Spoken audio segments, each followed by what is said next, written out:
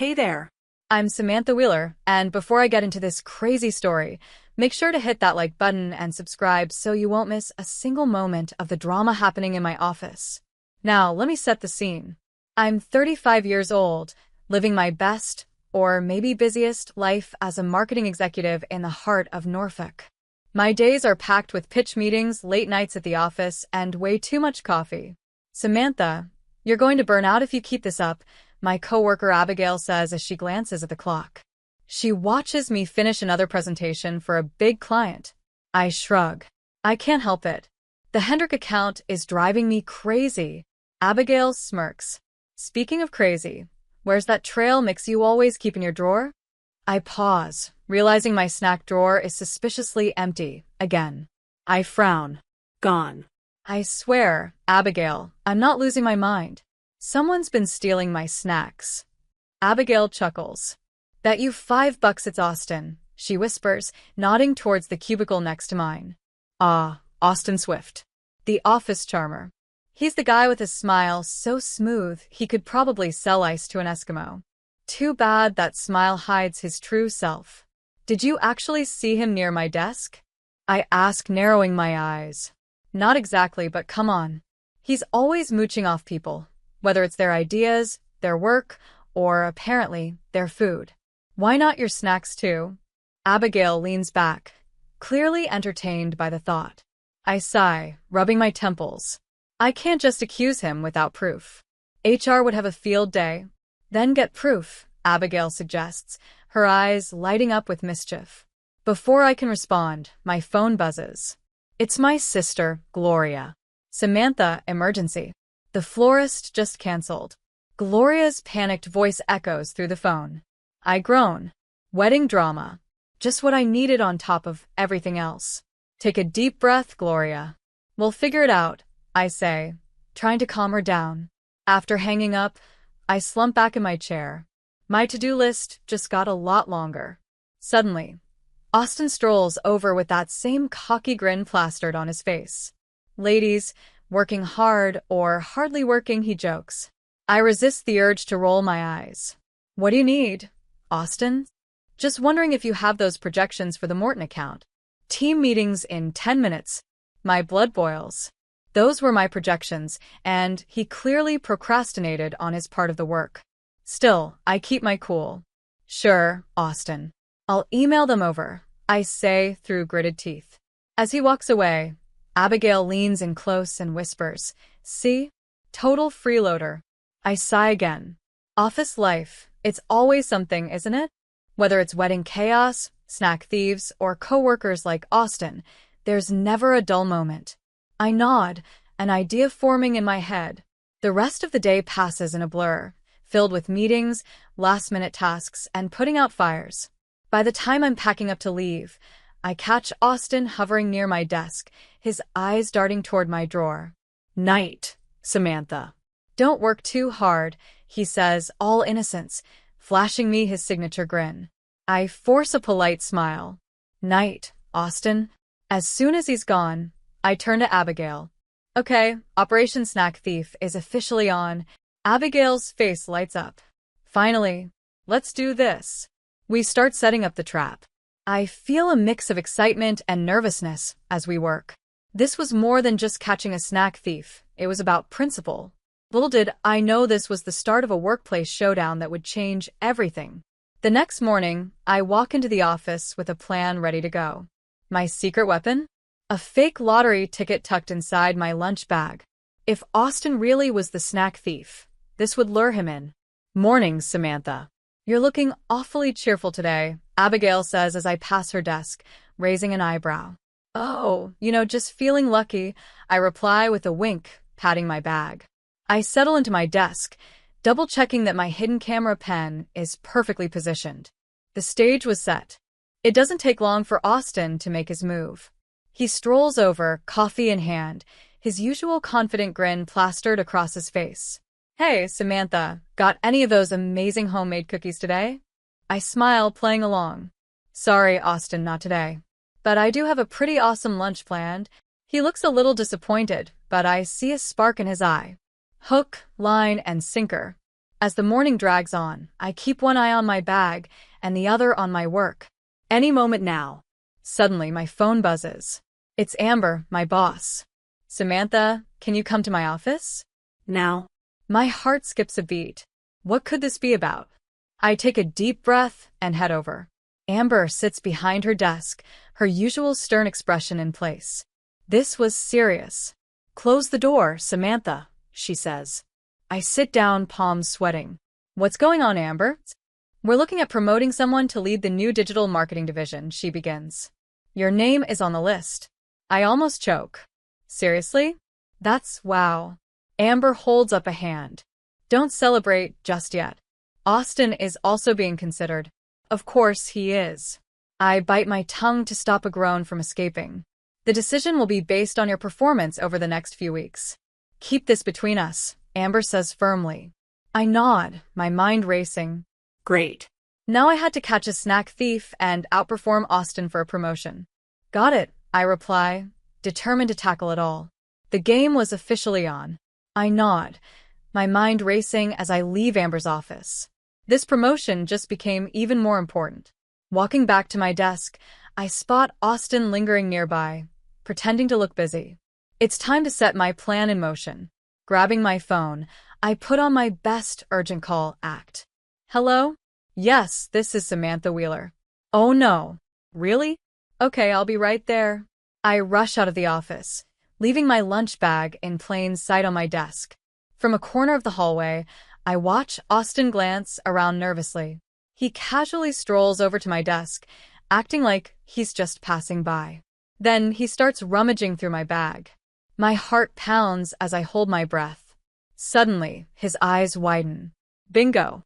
He's found the fake lottery ticket. Trying to be discreet, he pockets it quickly and walks away, looking around to make sure no one saw him. I smile to myself. The bait worked perfectly. I return to my desk, pretending nothing happened. Abigail catches my eye and leans over, whispering, "Did it work?" I nod, grinning. Like a charm. The rest of the day, I keep a close eye on Austin. He's acting jittery, constantly checking his phone. During our afternoon team meeting, his distracted behavior is impossible to miss. Earth to Austin. Geraldo, our colleague, jokes. What's up? You win the lottery or something? Austin laughs nervously, his face turning red. What? No. Just, thinking about a big account. Yeah, right. I think, hiding a smirk behind my notebook. He's not fooling anyone, well, not me, at least. As the day wears on, office gossip starts to swirl. Marilyn from accounting rushes over to my desk, looking panicked. Did you hear? She whispers. They're saying Wheeler's account is pulling out. There might be layoffs. My stomach sinks. Wheeler's account is one of our biggest clients. If the rumors are true, the stakes for this promotion just got a lot higher. Are you sure? I ask, trying to keep calm. That's a massive account. Marilyn nods grimly. Straight from finance. Things are about to get messy. As I finish up my work and pack my things, Austin approaches. He's practically buzzing with excitement, trying to act casual but failing miserably. Hey, Samantha, he says with a grin. Crazy day, huh? Listen, I was thinking maybe we could grab a drink sometime, talk about the future. Big plans and all. I resist the urge to roll my eyes. Thanks, Austin, but I'm swamped with this new project. Maybe another time. He nods eagerly, his grin widening. Sure. No rush. We've got all the time in the world, right? I smile politely, but my thoughts are elsewhere. If only you knew, Austin. I think as I head out, things are about to get very interesting. I felt a mix of satisfaction and nervousness. The trap was set, but now the stakes were much higher. Between the promotion and the rumors about layoffs, everything felt like it was hanging by a thread. Over the next few days, Austin started acting like he had already hit the jackpot. Well, in his mind, he had. He strutted around the office with a new kind of confidence, whispering to anyone who would listen. Samantha, Abigail hissed from her desk one afternoon, "What's Austin telling Geraldo over there?" I leaned in, trying to catch what he was saying. His voice carried just enough for me to hear him say, "Just waiting for the funds to clear." Then I'm out of here. Thinking Bali, maybe. I couldn't believe my ears. Unbelievable, I muttered to Abigail. He's planning vacations while the rest of us are worrying about losing our jobs. Speaking of which, Abigail added, have you noticed how empty his desk has been? He's barely been around. That gave me an idea. I quickly typed up an anonymous email to HR, detailing Austin's frequent absences. I didn't want to come off as vindictive. It was just time for someone to take notice of his behavior. Later that day, we all gathered for an important presentation to save the Wheeler account, one of our biggest clients. The tension in the room was thick. Austin swaggered in late, looking disheveled and completely unprepared. All right, Austin, show us what you've got, Amber said, raising an eyebrow. Austin shuffled his notes and started fumbling through his words. Yes, the Wheeler account. So, we're going to increase engagement by... His voice trailed off as he stared blankly at his papers. The clients exchanged worried glances. I knew I had to step in. Perhaps we should take a short break, I said smoothly. I have some additional materials that might interest everyone. As the group left the room, I grabbed Austin's arm. What the hell, Austin? This is our biggest account. Are you even trying? He shrugged me off, smirking. Relax, Samantha. None of this matters anymore. I've got bigger fish to fry. I was fuming, but there was no time to argue. When we reconvened, I took charge of the presentation. I gave it everything I had, clear slides, strong data, and a compelling vision for the account's future. By the end, the clients were nodding enthusiastically, and Amber's expression softened into approval. Excellent work, Samantha, she said. Then she turned to Austin. Austin, a word in my office, please. As they left, Geraldo approached me, looking embarrassed. Hey, Samantha. This is kind of awkward, but could I borrow $1,800? Austin promised to pay me back double once his big windfall comes through. I stared at him, speechless for a moment. Austin's lies were spreading fast, but now the truth was unraveling even faster. This was far from over. I stare at Geraldo, completely stunned. Wait. How much did you give him? He shifts uncomfortably, avoiding my eyes. About $2,000, he mutters. But it's fine. He showed me the ticket and everything. My heart sinks. This has gone way too far. I try to stay calm, but inside I'm boiling. Austin's lies are dragging everyone down with him. Later, as I'm organizing files for the Wheeler account, I notice something strange. The strategies and ideas in the files, they're mine. Every single one of them. But they've all been signed off by Austin. What a sneaky little thief, I mutter under my breath. I dig deeper, finding email after email where he's taken credit for my work. This wasn't just about snacks or a fake lottery ticket anymore. Austin had been stealing my ideas all along.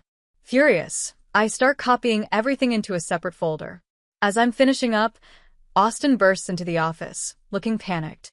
Samantha, I need to borrow some cash. It's an emergency. I cross my arms and give him a hard look. What kind of emergency, Austin? He glances around, then leans in, whispering like we're in on some big secret. Look, I can't say too much, but let's just say I'm about to come into a lot of money. I just need a little to tide me over. I'll pay you back triple, I swear. I shake my head, disgusted. Sorry, Austin. I'm not a bank and I don't hand out loans. His face twists in frustration as he storms off, muttering something under his breath. I turn back to my computer, my resolve hardening. Enough is enough. Austin's lies, his theft, and his freeloading ends now.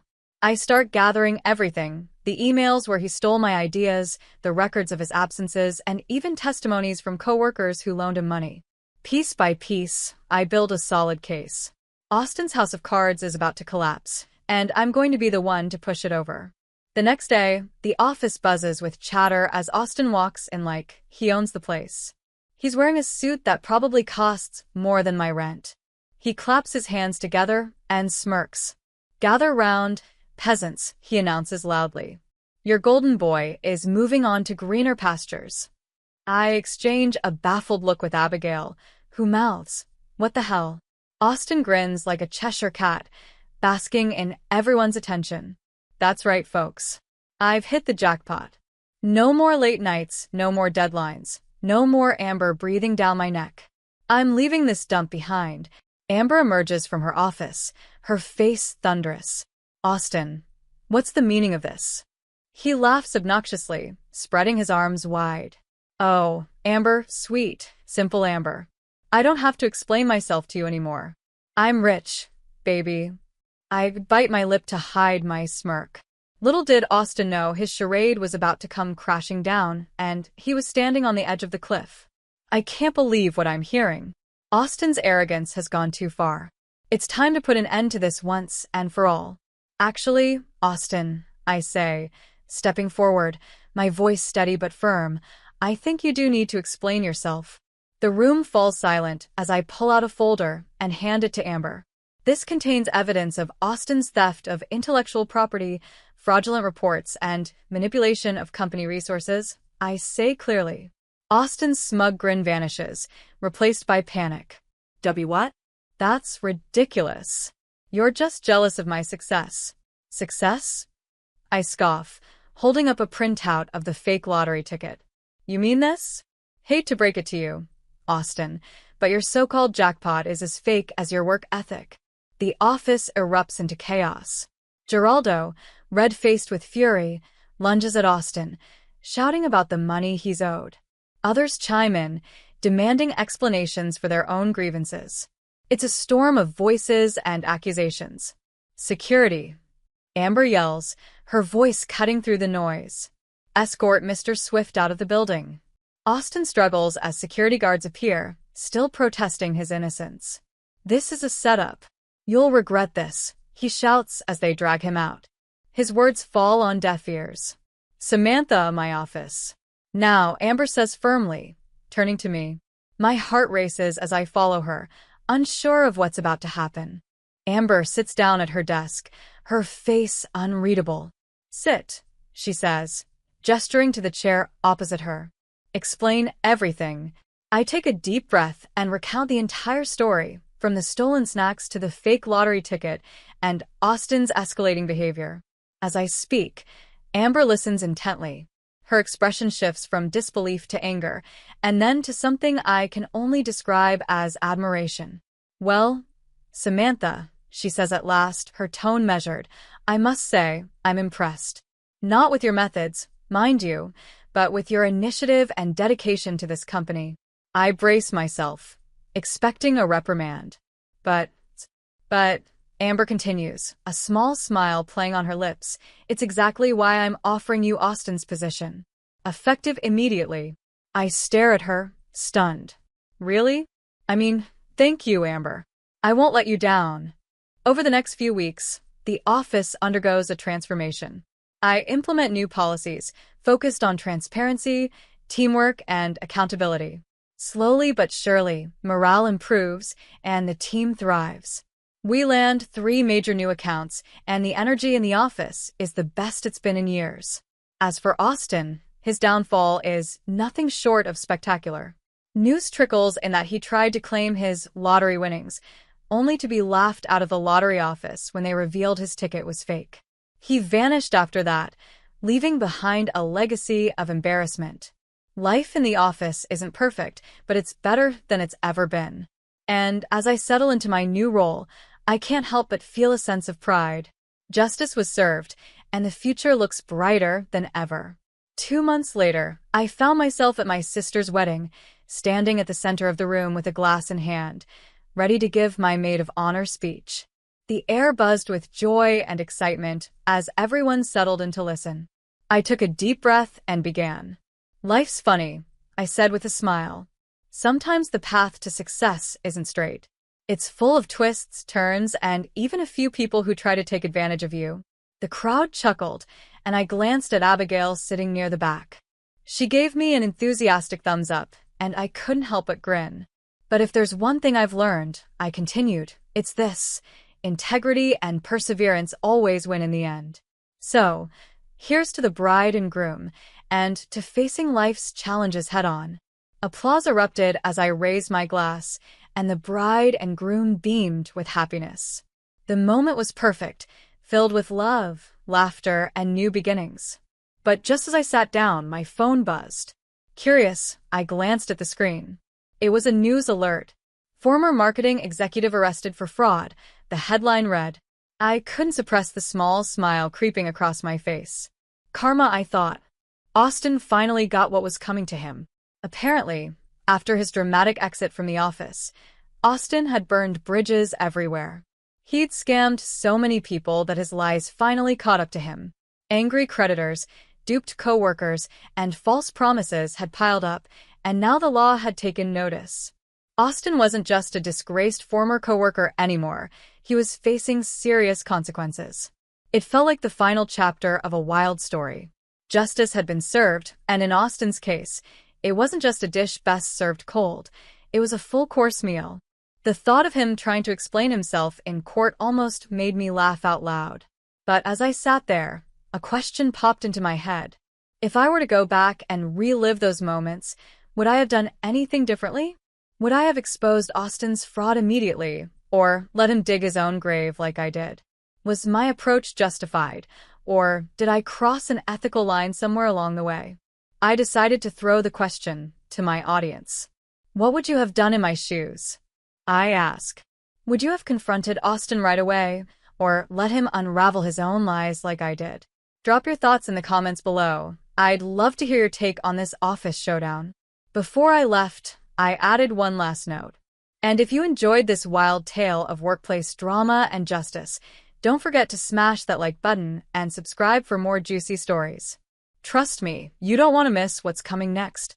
As I looked around the room, surrounded by my family, friends, and newfound clarity, I realized one thing. Life has a way of rewarding patience and integrity. And for people like Austin, well, karma takes care of the rest.